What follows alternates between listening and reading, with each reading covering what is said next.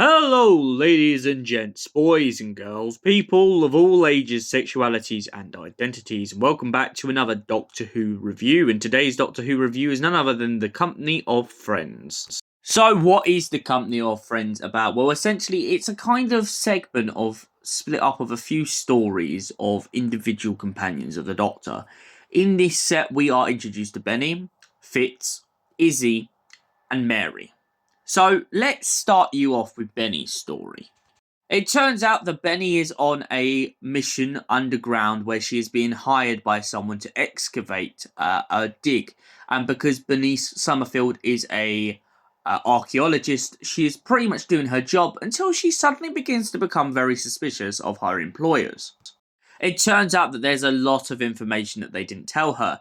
Hence, for one, was the fact that the TARDIS key was buried in a rock underneath the Earth, and that was their aim to collect it.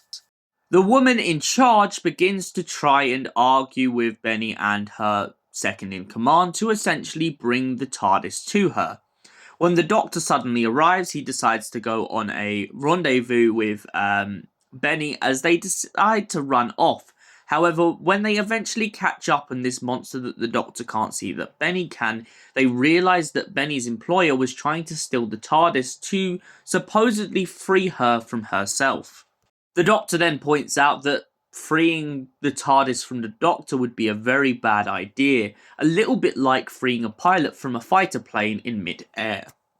Our mean boss lady, however, doesn't agree with this and believes the Doctor to just be a pious politician who has no clue what he's talking about. To which the Doctor responds in verse the fact that he's from Gallifrey, he knows about Gallifreyan technology, and at the end of the day, he's not just read some conspiracy theories. The woman and him argue back and forth endlessly until she eventually almost ends up destroying the world. Eventually, the Doctor manages to calm down the TARDIS, freeing it from the grip of this gemstone that has been causing a lot of disturbance to take place. The Doctor and Benny are then left with the decision whether or not to save the woman from the underground of the planet or not, and in his defense, he decides to leave her. A cruel decision maybe, but at the end of the day, he has a very clear and good point in this. She caused this, she didn't know what she's talking about, and essentially she's just read a bunch of theories from people who intended for the TARDIS to go haywire. The second story we're introduced to is Fitz's story. Turns out that Fitz and the Doctor end up on a planet in which they've just saved the planet's people from an oncoming alien invasion.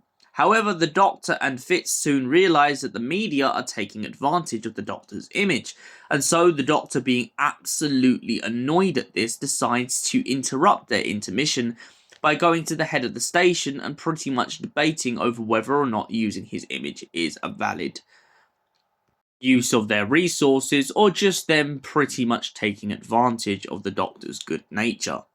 The Doctor then goes to Fitz and tells him to tell the news outlet a load of waffle. This waffle is essentially to shut down this Alien Incorporated, which have been built up on the Doctor's image, from taking advantage of the people of the planet. It turns out that they've been profiting off of people paying out to save the world, and the Doctor isn't too happy about this.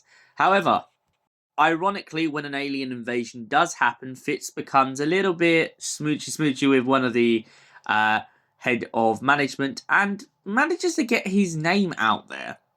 Eventually, after saving the world, Fitz decides to agree to let them use his image rather than the Doctor's.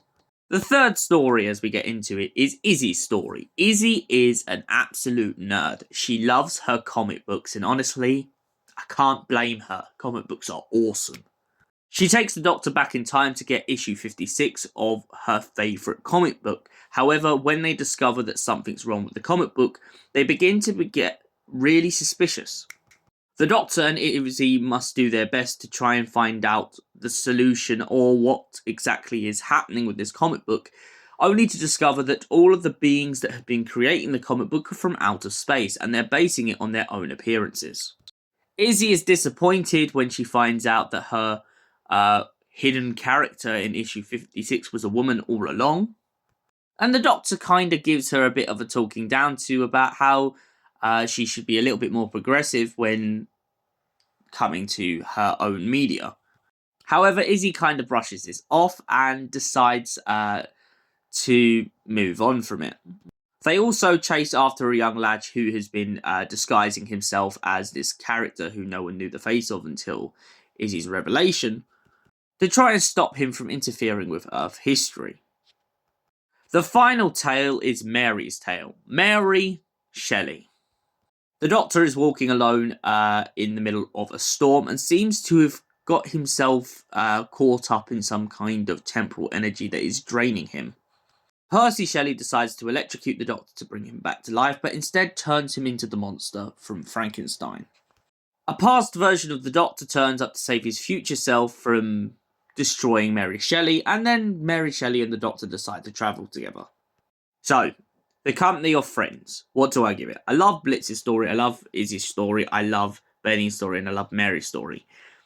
However, I do feel like Izzy's story and Fitz's story are definitely personally to me... Oh, and Benny's, I should say. Izzy, Fitz, and Benny, I feel like, are the most strongest story in this collection. Izzy just for being absolutely whimsical. Fitz for just being charming. And Benny for being persistent on her really accepting the Doctor's new change. Mary's story is brilliant, but I feel like what complicates it for me is the idea of two Doctors jumping back and forth just because one of them got struck by lightning. I love the idea that Mary Shelley eventually goes on to travel with the Doctor, however, for an introduction story, I feel like it lacks a couple things in its elements. But overall, this collection of stories is absolutely amazing, and for that reason, I give it a solid 8 out of 10. Thank you for watching, and we'll see you in the next Doctor Who review. Until then, goodbye, stay beautiful, and have an incredible night.